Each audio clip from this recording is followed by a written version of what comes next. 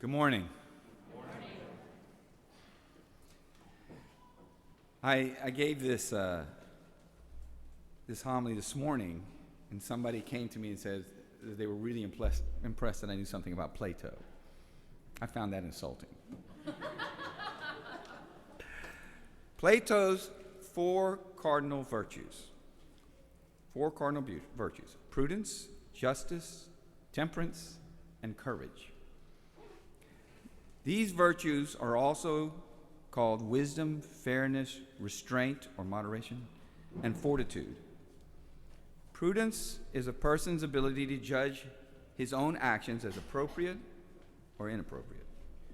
Justice is his ability to act with fairness, without bias towards others. Temperance is the ability to act with moderation and self-control, and courage refers to the emotional strength, his ability to confront his fears.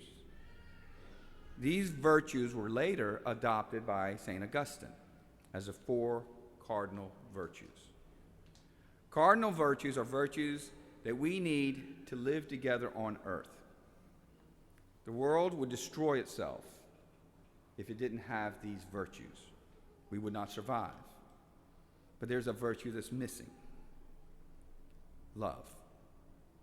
That's not one of the cardinal virtues. These virtues are the virtues of survival. The spiritual virtues are the virtues of faith, hope, and love. These are the virtues that are of this world.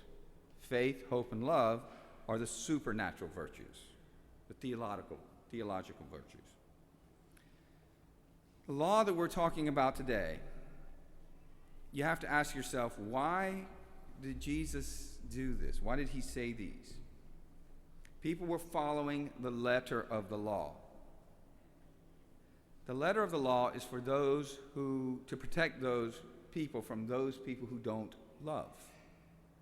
For example, if the law is 45 miles an hour, you go 45 miles an hour down the highway. The limit is you can't go over 45 miles an hour. But if you're going down the highway and you see people in the road, well, you're not breaking the letter of the law if you go 45 miles an hour, but you're not following the spirit of the law.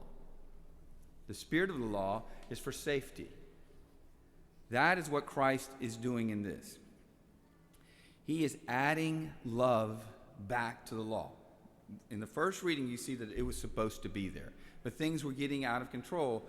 For an eye, if you took someone's eye out, then we have to take out your eye.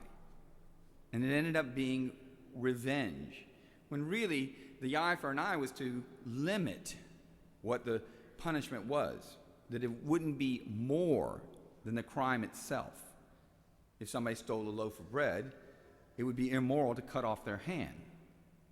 The punishment is much greater than the crime. So Christ is talking about turning the other cheek. So really, he's more dealing with us, the people who have to live together. How can we better live together? How can we better have peace among each other? Turn the other cheek.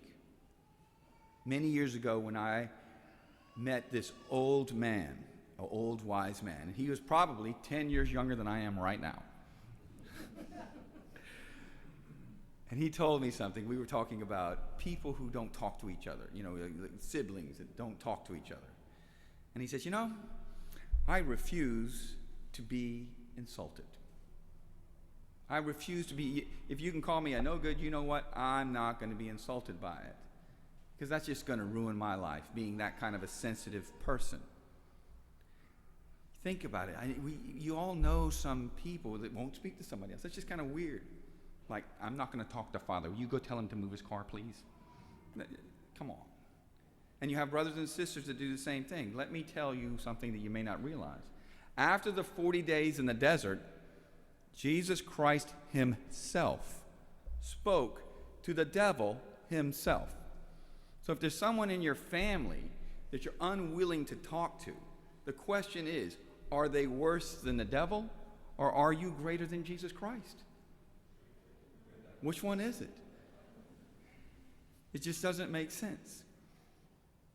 No love in. So when you look at the basic laws, the natural laws, without love, the Platonic laws, for example, what would it be like when you wanted to go talk to a woman? I want to talk to her. I want to woo her. The love song. If I gave my heart to you, I'd have none and you'd have two. It's just not fair. There's fairness in it. When you add love to it, it changes everything. It changes a lot of things anyway. Now, when we were young, I don't know how to say it exactly. When we were young, it was acceptable for men to hate women. It was acceptable for the people who were white to talk terrible about the people of color. And homosexuals, we were pushing them all in the closet. It was really hatred. It was truly hatred. And we've really come a long ways about that. But now it's kind of changing. It's like we can't get rid of hatred. We got to change it. So now it's okay for the Democrats to hate the Republicans. You know, the way that they talk to each other. You can't hate anybody. You can't hate the Democrat. Here the Catholics tend to be Republicans, but up north they tend to be Democrats. Here it's about the right to life. There it's about charity. They're both trying to live their faith. You can't hate anybody. You can't hate the Pope, even if he went to Clemson. You can't hate it. And there's a reason why I said that. Is sometimes, if you're a Carolina fan or you're a Clemson fan, and, when they're playing each other, we know that's what you want your team to win. But when they go to play another game, and you want them to lose, it's a big difference between wanting somebody to win and wanting somebody to lose. You might have crossed the line. When the president is not the president that you want, and you want him to fail, you're really cutting your nose to spite your face. You want your country to fail so that you can prove that you voted for the right guy. You're crossing the line. Okay? And they kind of cross the line too. And the people, the homosexuals and people like that are starting to hate us. Maybe we deserve it for the way we treated them or whatever. They're starting to hate us. But we're better off with them hating us than us hating them. When they hate us, if they do, and they don't, some do. You have hatred everywhere. You still can have salvation. It's when you harbor hatred that you're doomed. And you pass it to your children. You pass it to your grandchildren. So what Christ is trying to do is to re-add or bring back love into the law. So it's no longer vengeful. That you don't put somebody in jail and want to make them suffer. We want them to suffer forever.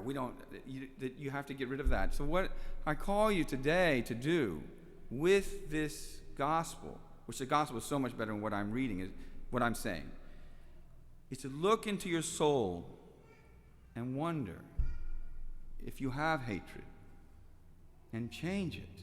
Get rid of it, because the spirit of the law is supposed to be the spirit of love.